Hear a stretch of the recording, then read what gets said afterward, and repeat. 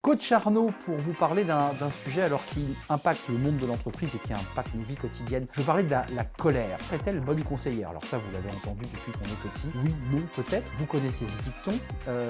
La colère est le fléau du genre humain, disait Sénèque. Froide, explosive, légitime ou illégitime, les colères pourtant nous construisent aussi. Une bonne colère de temps en temps, ça fait du bien. Une soupape de sécurité pour éviter l'explosion ou alors un puissant moteur d'indignation. Je ne vais pas vous parler de nos enfants, de vos enfants, les nôtres en quelque sorte, qui piquent des colères parfois, des petits caprices qui sont parfaitement calculés et capables de nous faire plier et de nous faire céder. Donc je vais vous parler dans Coach Arnaud de la colère de votre manager, de votre dirigeant, de votre patron. Petite précision, il y a la colère de votre supérieur hiérarchique qui provoque chez vous un claquement de porte, un jeté de dossier sur votre bureau à votre retour, une colère qui fait mal, une colère qui vous fait honte parce que vous êtes observé et obligé évidemment à la fin de ramasser les dossiers qui sont tombés par terre. La colère est toujours vécue à l'égard de quelqu'un ou de quelque chose. C'est quelque chose qui vous résiste. Elle est une énergie parfois utile pour vaincre un obstacle. La colère est un signe précieux d'insatisfaction.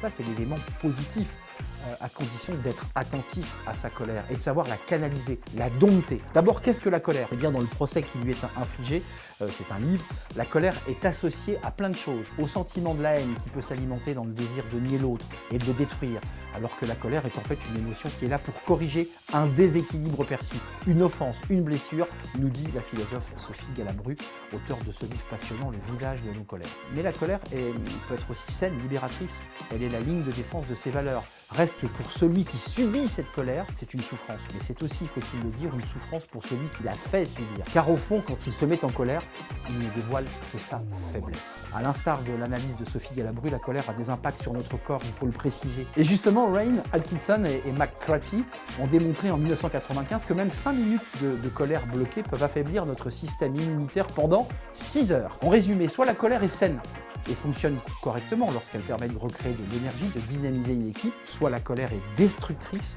et elle déstabilise dans ce cas, elle crée de la honte, de la frustration, elle peut provoquer du désengagement. La colère est donc une émotion à manipuler avec beaucoup de précautions. Je vous dis à très bientôt et puis peut-être nous faire partager des souvenirs de colère et des moments où vous avez peut-être pété des plombs vous-même. Je vous dis à très bientôt. D'ici là, restez calme et portez-vous bien.